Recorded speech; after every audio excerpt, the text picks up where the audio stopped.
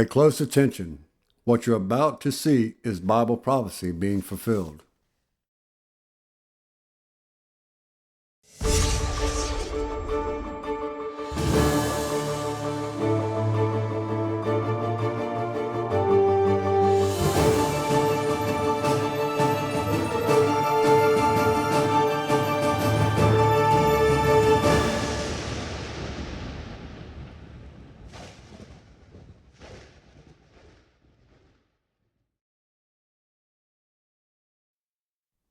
Welcome to another edition of YPN News, bringing you news as it relates to Bible prophecy and foretold by Yeshua Hawkins. Well, today, Jeff, we're going to be talking about how China, they've already been kind of in that realm of nuclear weaponry, but they're really working to boost their nuclear weaponry. And they say that they're on par to kind of be pretty, in line with the United States and Russia in a very, very short period of time, just about 5 years.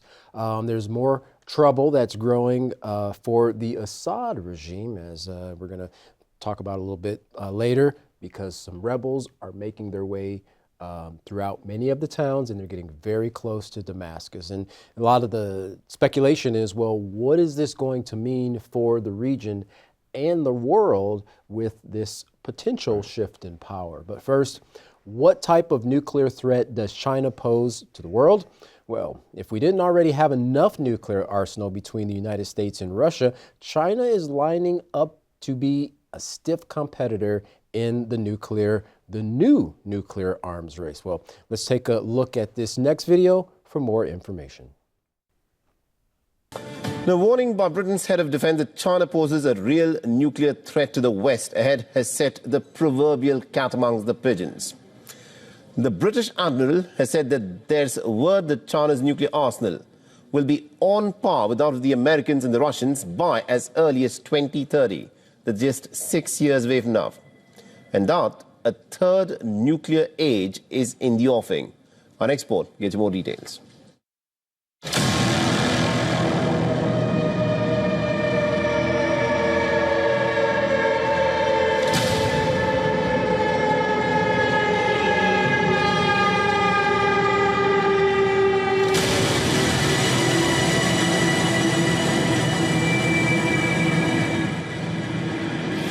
The Admiral termed it plain speak on threats faced and responses needed.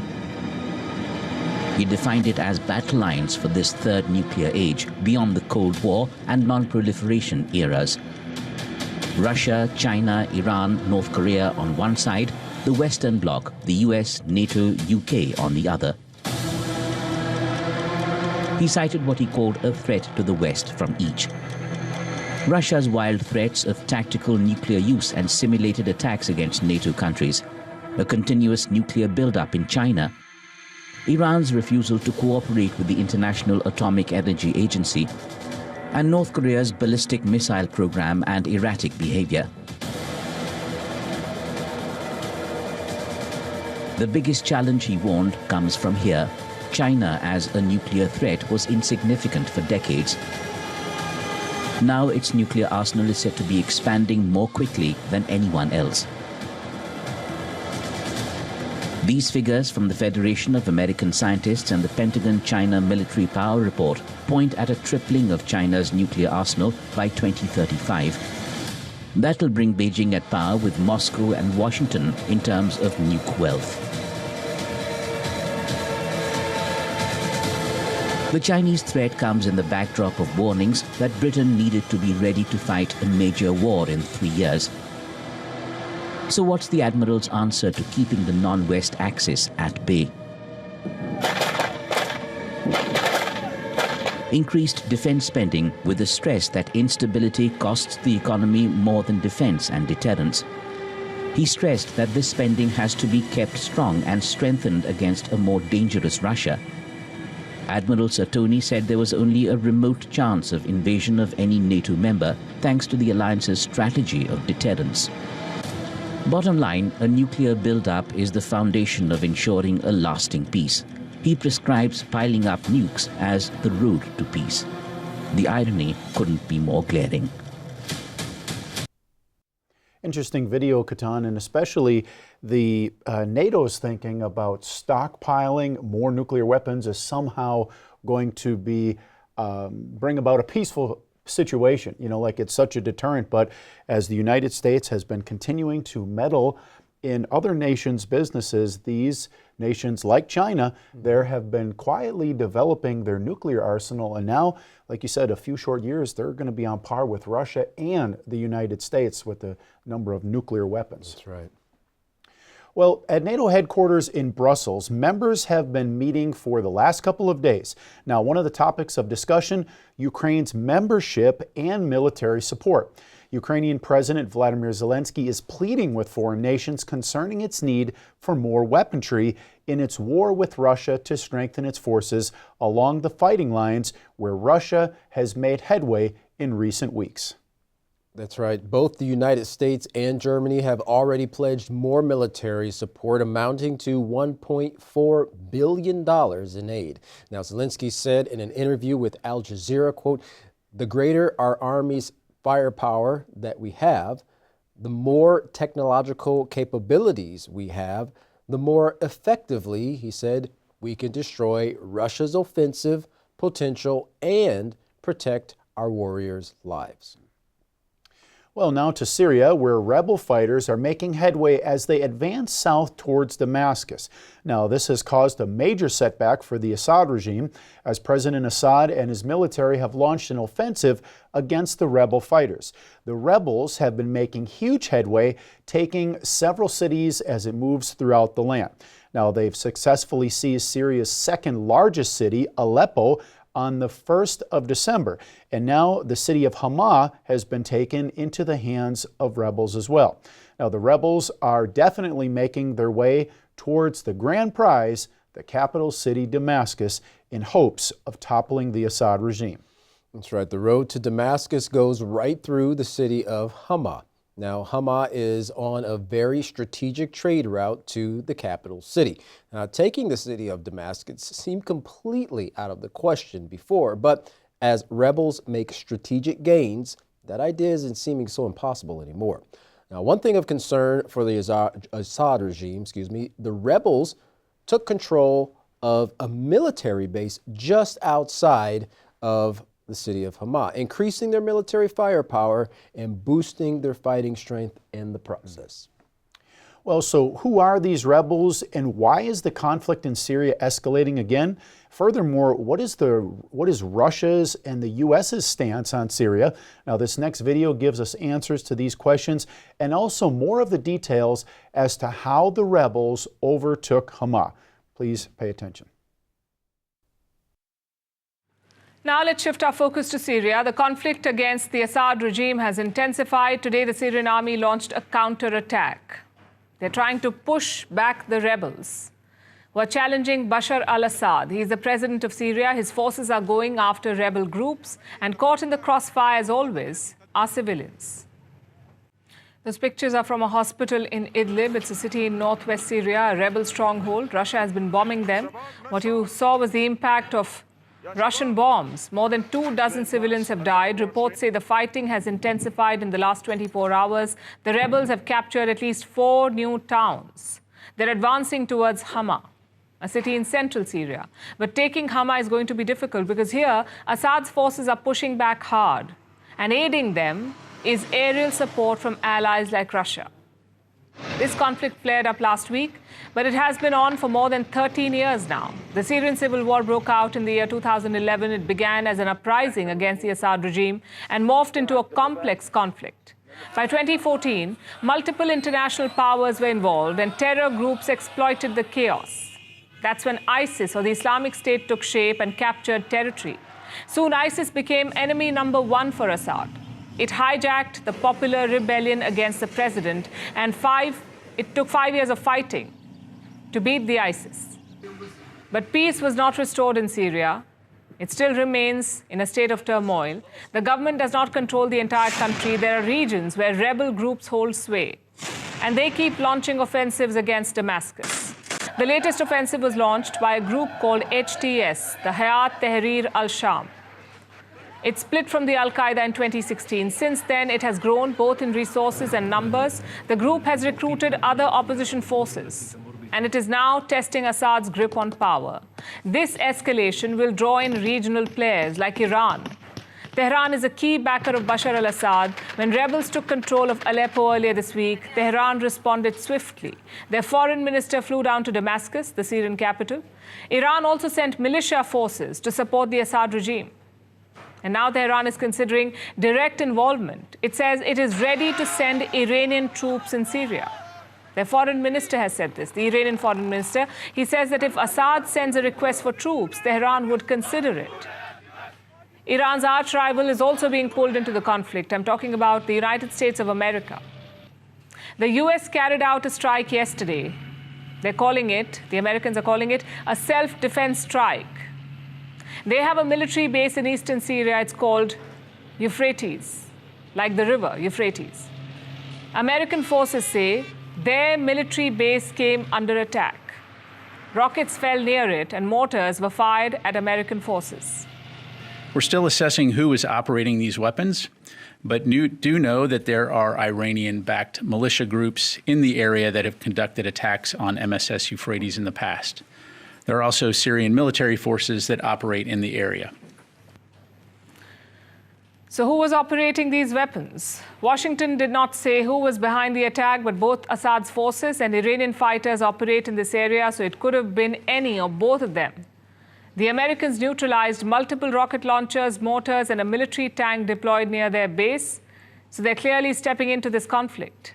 And when the Americans enter, how can the Russians stay on the sidelines?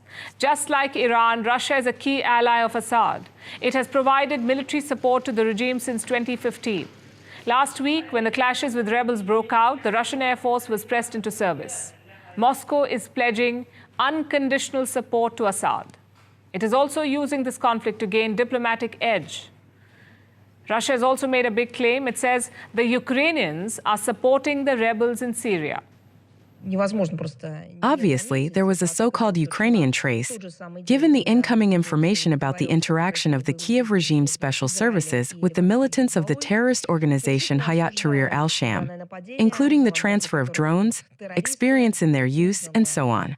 This is not the first and, unfortunately, as we understand, not the last region where the Kiev terrorist regime will apply its criminal experience.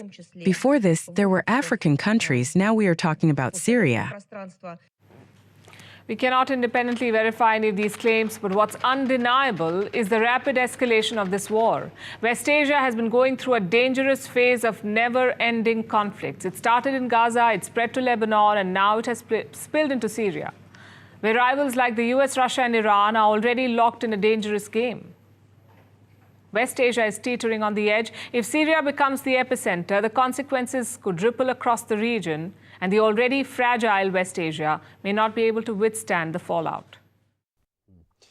Even though, you know, that this conflict is in that particular region, we can see that many other countries kind of by proxy are pulled into this. You know, Russia, the United States, and even possibly Ukraine as well. So they've got a lot at stake as well.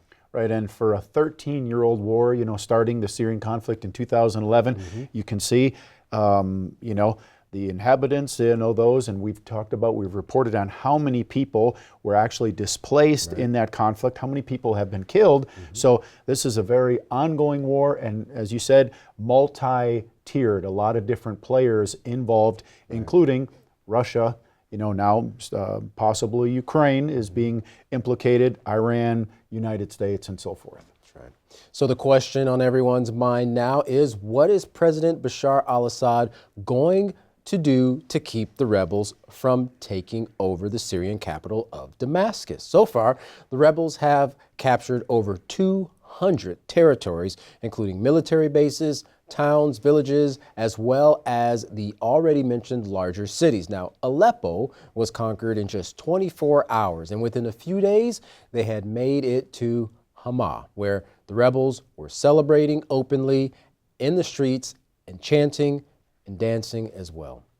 Well, as aired on Vantage with Palki Sharma, one man among the fighters declared, quote, "Thank God today the city of Hama was liberated at the hands of our heroic fighters from al-Assad's criminal gangs, now who have displaced people since 13 years.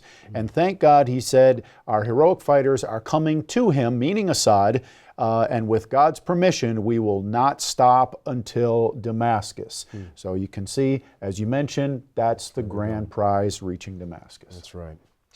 Well, for our final article this evening, we're going to shift attention to speculations about how Israel might get involved in the Syrian war. Please pay close attention to this interview conducted by Jonathan Hessen, host of TV7 Israel News. The Israeli Defense Forces only earlier this afternoon announced that following a review of the rapidly changing situation in Syria, Israel's Northern Command has raised its readiness level both in the air as well as in the ground. It means that the Israeli Air Force is on high alert, patrolling, ready to intervene if hostile forces get too close to the Golan Heights border, as well as ground units, again, on alert to block any attempt by such forces to infiltrate Israel. Now, remember, Damascus, the Syrian capital, is only some 40 kilometers from this border. This is one column ride in less than an hour. So it's very fluid. And while there was a sort of an academic discussion in Israel, who is better or who is not as worse for Israel among the warring parties, obviously, if it gets too close for comfort to Israel proper, then the Syrian front, which was secondary up to now, will become the central one, especially now that the ceasefire in Lebanon seems to hold. Yes, I think that Israel needs to closely monitor what's going on in Syria. This might be, well, this is part of the unraveling of the Iranian tentacles. And the Turks were very smart in the sense that they were waiting for this very quick decay of the Iranian tentacles, namely in Lebanon. So now Lebanon is sort of put aside for a second, and they were eyeing the northern Syrian front for a long time, arming and training the rebel forces. And now, best timing, because the Syrian forces are without Hezbollah fighters, which were a main force helping them during the last 15 years or so. And now it's their time to move forward very, very fast. And if they move all the way to Damascus, this means that basically Syria is falling apart. Syria's collapse creates both risks and opportunity, and Israel will face growing threats on multiple fronts. The reorganization of Hezbollah, however it will in Lebanon, will the tentacles sort of pull back from Syria into Iraq and wait for, rearming, regrouping sort of move? And Turkey, if they go all the way to Damascus, basically we will see cantonized Syria. Now, if that happens, basically everything achieved after the Yom Kippur War quite a while ago must be reorganized vis-a-vis Israel's security. So the euphoria, which will probably flow from the fall of Damascus, will be unnecessary, and we will see more and more of this campaign. And by the way, surely there will be voices in Israel saying, why not us? Let us get to Damascus before others. What to do there, will we stay there, is something else. But maybe Israel should establish some presence on the ground in Damascus before the others do. I don't know how to respond to that other than to say no. But that is, of course, a school of thought that I would pursue. I'm anticipating what is happening in the Israeli government now that there are so many original voices there. Yeah, well, I highly doubt that Israel would enter Damascus. It would a lot sooner destroy Damascus before entering there as a conqueror. It would a lot sooner destroy Damascus before entering there as a conqueror. Good time. We talked about a lot of different players involved in the Syrian conflict, and now this would include Israel. You know, interestingly, the commentator was saying that, hey, why not have Israel send troops over there to Damascus to reach there before the rebels do? And of course, you know, these nations are in very close proximity. As they said, this is only like Damascus is only 40 kilometers away from Israel, in the Golan Heights. And of course, Israel is concerned that if the rebels get too close to the Golan Heights, you know, they're going to have to put up a strong defensive there. So, you know, that suggestion was made. Why not have Israel send its troops into Damascus and get there before the rebel groups, but not knowing, of course, what they would do, but just have a presence there. And you could see, you know, that it was the Israeli reporter, you know, he was definitely against it and said, no, you know, Israel would rather destroy Damascus than to send their troops there. Yeah, and I would think, you know, and you could tell there's a lot of cautious thinking in this, because any move like that, Israel basically, you know, making its claim, staking its claim in Damascus with everything else that is going on in that community, you know, it would probably ensue even greater fighting in that region, because, you know, that would be considered kind of another stronghold for Israel and another point up for them, with the Muslim community already trying to deal with everything else that's going on in the Gaza Strip and Lebanon and so forth, and so it wouldn't fare very well in that region. Right, and Israel would actually have to, you know, make that their primary focus then, instead of Hamas, like they're doing right now, Hamas, you know, and fighting against them, they would have to turn it and make that their primary conflict. So, like you said, you know, all players involved in this West Asian conflict, which is going to lead, as we see, you know, sooner or later, this whole thing is going to erupt. That's right.